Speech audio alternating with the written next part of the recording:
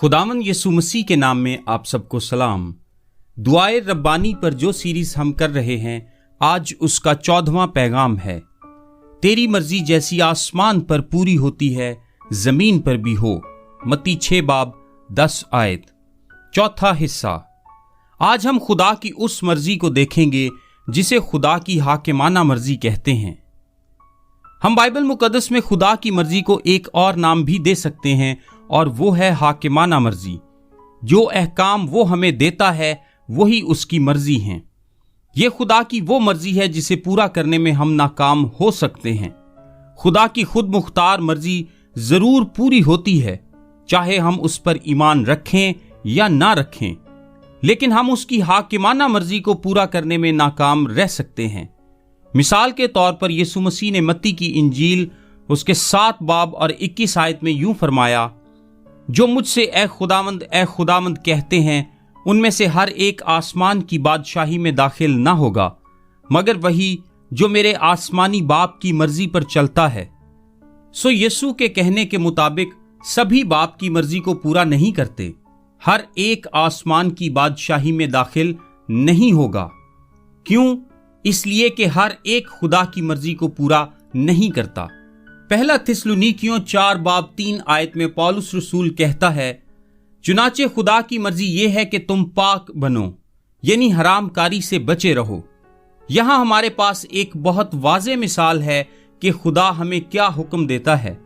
पाकीज़गी, जिस्मानी पाकीज़गी, ये उसकी हाकिमाना मर्जी है, लेकिन बहुत सारे हैं जो उसकी इस हाकिमाना मर्जी को पूरा नहीं करते। पहला थिस्सलुनीकियों 5:18 आयत में लिखा है, हर एक बात में शुक्रगुजारी करो, क्योंकि मसीह यीशु में तुम्हारी बाबत खुदा की यही मर्जी है। यह भी उसकी हाकिमाना मर्जी का एक खास पहलू है कि हर एक बात में शुक्रगुजारी करो, लेकिन बहुत से हैं जो उसकी इस मर्जी को पूरा नहीं करते। एक और मिसाल देखते हैं। पहला यूहन्ना 2:17 आयत में लिखा है, दुनिया और उसकी ख्वाहिश दोनों मिटती जाती हैं, लेकिन जो खुदा की मर्जी पर चलता है वो अबद तक कायम रहेगा। सब अबद तक कायम नहीं रहेंगे, कुछ रहेंगे और कुछ नहीं। इन दोनों में क्या फर्क है? कुछ खुदा की मर्जी पूरी करते हैं और कुछ नहीं करते। सो खुदा की ये मर्जी, जिसे हम खुदा की हाकिमाना मर्जी कहते हैं, हमेशा पूरी नहीं होती। बहुत से हैं जो ताबेदारी नहीं करते। उसकी खुद मुख्तार मर्जी हमेशा पूरी होती है, चाहे हम माने या ना माने। लेकिन ऐसा हो सकता है कि हम उसकी हाकिमाना मर्जी पूरी ना करें, और ऐसा हर रोज होता है। हमें यह कहने की जरूरत है कि ऐ खुदावंद, मैं ये दुआ करता हूं कि मैं तेरी हाकिमाना मर्जी की ताबेदारी कर सकूं, जैसा कि पतरस रसूल ने यूहन्ना के साथ अमाल 5:29 आयत में क्या खूब कहा, हमें आदमियों के हुक्म की निस्बत खुदा का हुक्म मानना ज्यादा फर्ज है। जैसा कि पौलुस रसूल ने रोमियो 6 बाब में यूं कहा, क्या तुम नहीं जानते कि जिसकी फरमाबरदारी के लिए अपने आप को गुलामों की तरह हवाला कर देते हो, उसी के गुलाम हो जिसके फरमाबरदार हो, ख्वाह गुनाह के जिसका अंजाम मौत है, ख्वाह फरमाबरदारी के जिसका अंजाम रास्तबाजी है। हमें ताबेदारी करने की जरूरत है। ज़बूर 119 की मुख्तलिफ आयात में दाऊद ने इस तरह दुआ की, अपने कवानीन की राह मुझे समझा दे, मैंने वफादारी की राह इख्तियार की है। मैंने तेरे अहकाम अपने सामने रखे हैं, मैं तेरे फरमान की राह में दौड़ूंगा। ऐ खुदावंद, मुझे अपने आइन की राह बता और मैं आखिर तक उस पर चलूंगा। तेरे फरमान मुझे अजीज हैं, मैं उनमें मसरूर रहूंगा। तेरे आइन मेरा गीत रहे हैं, मैं तेरे कवानीन को कभी ना भूलूंगा, क्योंकि तूने उन्हीं के वसीले से मुझे जिंदा किया है। आह, मैं तेरी शरीयत से कैसी मोहब्बत रखता हूं। ये है ताबेदार दिल। लेकिन आप जानते हैं कि ऐसी दुआ करना बहुत मुश्किल है। अपनी दुआओं में खुदा के ख्यालात और उसकी जात में खोए रहना मुश्किल है, और उसकी एक बुनियादी वजह है, क्योंकि इंसान के दिल का सबसे बड़ा गुनाह है तकब्बुर। पहला गुनाह भी यही था। यसाया 14 बाब में लूसीफर के बारे में 5 मर्तबा आया है कि मैं जाऊंगा, मैं करूंगा, मैं बैठूंगा, मैं जाऊंगा, मैं हूंगा।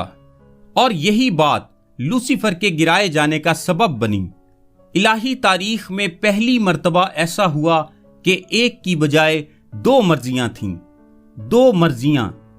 ان مرضیوں کی تعداد اس وقت سے بڑھنی شروع ہوئی اور آج دنیا میں تقریباً 8 ارب مرضیاں ہیں، لیکن آسمان میں آج بھی ایک ہی مرضی ہے۔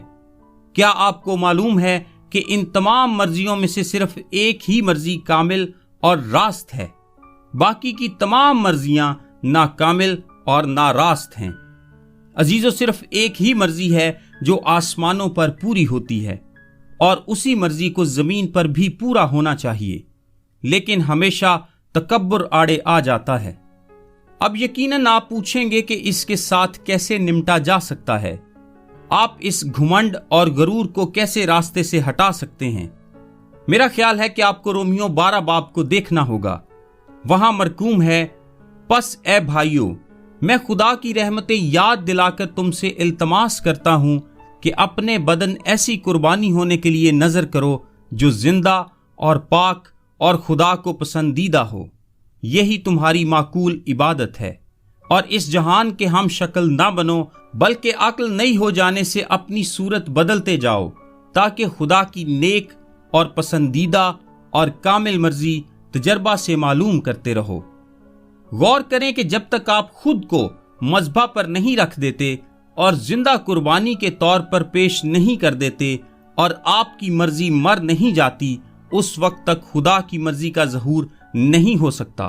سوال یہ نہیں کہ کیا آپ مسیح کی خاطر مر سکتے ہیں، سوال یہ ہے کیا آپ اپنی خودی کا انکار کر کے مسیح کے لیے زندہ رہ سکتے ہیں؟ اصل سوال تو یہ ہے۔ اگر آپ ایسا کر سکتے ہیں تو پھر آپ خدا کی نیک اور کامل مرضی کو جان سکتے ہیں۔ خدا کی مرضی کے پورے ہونے کی دعا میں حائل ہونے والی سب سے بڑی رکاوٹ ہماری اپنی مرضی ہے۔ جب آپ اس کی مرضی کے مطابق دعا کرنا سیکھ جائیں گے تو آپ اپنے اندر ایک بڑی تبدیلی دیکھیں گے۔ دعا وہ فضل ہے جو آپ کو پاک کرتا ہے، یہ ہمیں تبدیل کرتی ہے۔ ہم خدا پر اپنی مرضی مسلط کرنے کے لیے دعا نہیں کرتے، ہم اس لیے دعا نہیں کرتے کہ خدا ہماری مرضی کے مطابق کام کرے۔ ہم دکھاوے کے لیے دعا نہیں کرتے، ہم اس کی حضوری میں جاتے ہیں تاکہ اس کے نام کو پاک مان سکیں، تاکہ اس کی بادشاہی لانے کا سبب بن سکیں اور اس کی مرضی پوری کریں، کیونکہ ایسا کرنے کی وجہ سے ہی ہم اس کی ذات کے مطابق ڈھل جاتے ہیں۔ میرا نام تابش قاضی ہے اور یہ میسج آپ کو ڈیلی ورسز کی جانب سے بھیجا گیا ہے۔ روزانہ صبح اپنے واٹس ایپ پر بائبل کی آیات اور ان کی وضاحت انگلش، اردو اور آڈیو میں حاصل کرنے کے لیے ابھی 0332 430 45 62 پر واٹس ایپ میسج کریں۔ خدا آپ سب کو برکت دے، آمین۔